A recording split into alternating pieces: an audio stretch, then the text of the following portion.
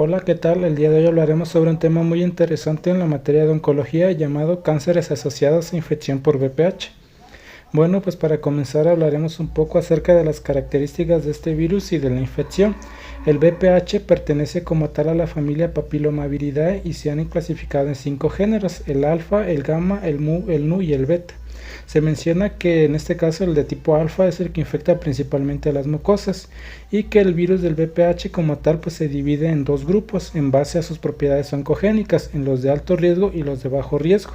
En cuanto a los de alto riesgo pues tenemos principalmente el 16 y el 18, pero también tenemos a otros como el 31, el 33, el 35, el 39, el 45, el 51, el 52, el 56, el 58 y el 59,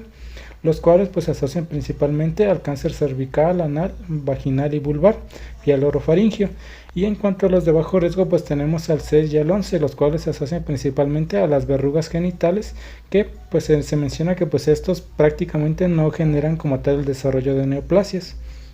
Hablando un poco acerca de la fisiopatología, tenemos que el VPH va a tener dos tipos en este caso, de proteínas. Primero tenemos a las L1 y L2 que van a generar como tal van a estar más implicadas en el desarrollo de la cápside del virus, y como tal las que van a participar como oncoproteínas pues van a ser la E6 y la E7,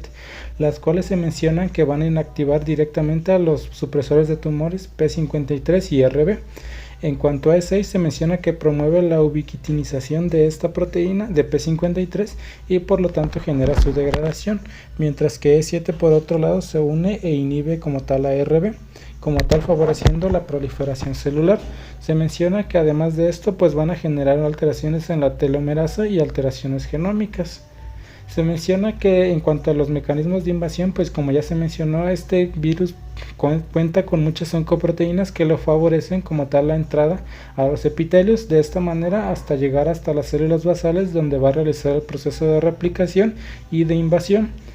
En cuanto a la clínica, pues tenemos que esta va a ser muy inespecífica, y lo más importante en este tipo de cáncer, que es el cáncer cérvico-uterino, pues se menciona que lo principal va a ser el tamizaje, ya que en estas pacientes pues es de vital importancia de realizar el diagnóstico de lesiones precursoras, y como podemos ver pues este se realiza de acuerdo a la edad.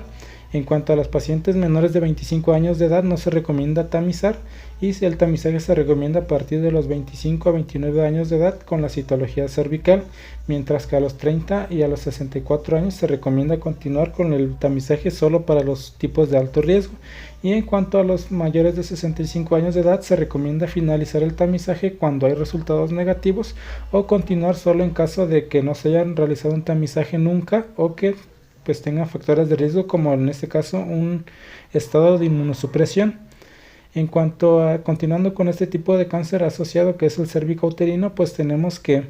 este va a ser como tal realizado de acuerdo a las características de las pacientes, ya que es un tipo de tamizaje específico para cada tipo de edad y para cada tipo de condición, ya que no es lo mismo realizar un tamizaje para una paciente inmunocompetente contra una inmunosuprimida. Por lo tanto es de vital importancia realizar el seguimiento de estas pacientes. Otro cáncer muy asociado pues es el carcinoma epidermoide orofaringio, el cual pues principalmente ha aumentado mucho en las últimas décadas debido principalmente al virus en este caso al VPH de alto riesgo 16, y se menciona que actualmente más del 70% de los casos de este tipo de cáncer pues se desarrollan como tal en los países desarrollados. Se menciona que los principales sitios afectados van a ser las amígdalas, la base de la lengua, el paladar blando y la pared posterior faríngea. Y se menciona que la mayoría de estas infecciones orales van a desaparecer solas en 1 a 2 años, pero en algunos casos pues van a persistir durante décadas y pueden progresar a cáncer. Y entre los factores que favorecen esta persistencia y el desarrollo del cáncer pues tenemos al tabaquismo, a las múltiples parejas sexuales, a un estado de inmunosupresión, al VIH, a la edad avanzada y en este caso a la infección, en este caso a la periodontitis. Se menciona que en este caso el virus va a infectar a las células basales del epitelio orofaringio mediante las proteínas virales E6 y E7.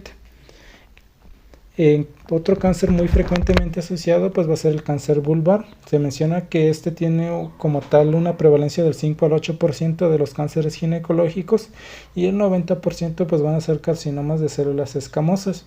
Y entre los factores de riesgo pues tenemos al BPH como tal de alto riesgo, también al tabaco, al líquen escleroso y a una edad mayor de 65 años. Y en cuanto al diagnóstico se recomienda realizar una biopsia de toda lesión sospechosa más un estudio histopatológico de esta. Y como tal, pues algo muy importante pues en cualquier tipo de estos cánceres, pues como siempre va a ser el seguimiento y como tal los tamizajes que se deben de realizar con una frecuencia pues adecuada. Otro cáncer asociado pues es el cáncer vaginal,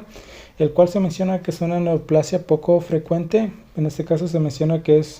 esta representa menos del 1% de todos los cánceres ginecológicos y que la mayoría de los casos van a estar relacionados con una infección en este caso del VPH, especialmente del tipo 16. Y se menciona que el riesgo de progresión como tal a carcinoma de células escamosas invasivo es de aproximadamente del 5%. Y pues en general pues lo importante en este cáncer como en todos los demás pues es como tal el tamizaje adecuado de estas pacientes. Y pues eso sería todo.